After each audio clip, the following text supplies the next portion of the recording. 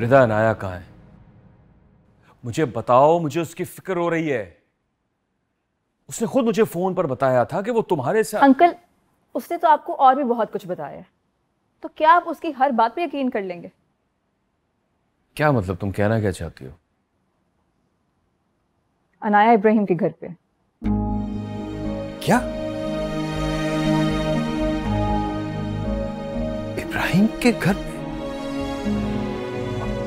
क्यों? कब से?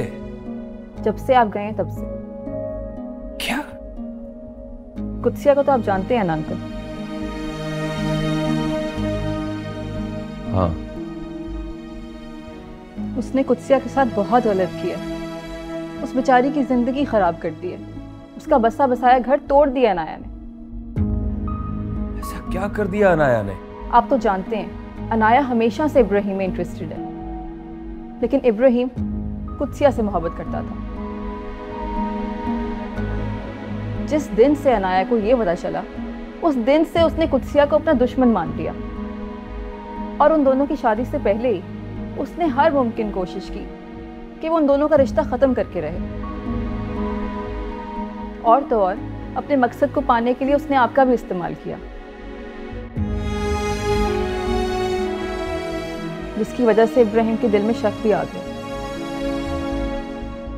लेकिन उसकी सब कोशिशों के बावजूद इब्राहिम और कुत्सिया की शादी हो गई, और शायद ये शादी भी उससे बर्दाश्त नहीं हुई, इसीलिए आपके जाने के बाद वो इब्राहिम के घर पे रहने चली गई।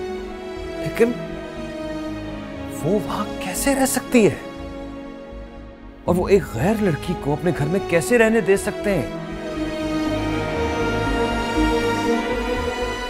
मैं इब्राहिम की फैमिली से मिल चुका हूं। पाल भाई और राबिया भाभी बहुत संजीदा लोग।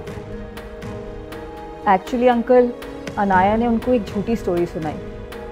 उसने ये बोला कि एक दिन उसके घर में चोर घुस गए थे, और क्योंकि वो अकेली रहती है तो वो बहुत डर गई। ये सारी कहानी सुनने के बाद इब्राहिम की अम्मी ने उसको अपने घर में इनवाइट कर लिया। बस फिर वो वहाँ रहने चली गई। तो उसने मुझे कॉल क्यों नहीं की? इसका जवाब तो अनाया ही दे सकती है, लेकिन इब्राहिम की अम्मी कभी भी कुत्सिया को पसंद नहीं करती थी, और वो ये भी नहीं चाहती थी कि कुत्सिया उस घर की बहू बने।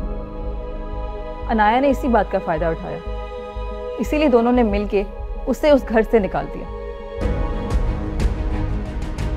क्या? जी, और कुत्सिया आजकल बहुत परेशान और दुखी है अंकल।